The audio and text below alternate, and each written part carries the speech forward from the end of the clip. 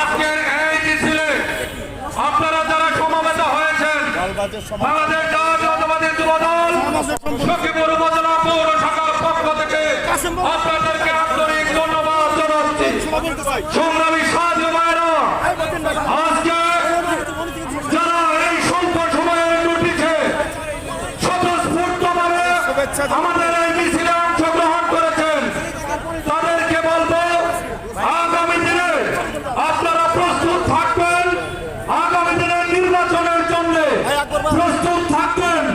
যে কুচক্রী মহল্লা আমাদের সুন্দর নির্বাচনকে নস্যাৎ করার জন্য চেষ্টা করছে তাদেরকে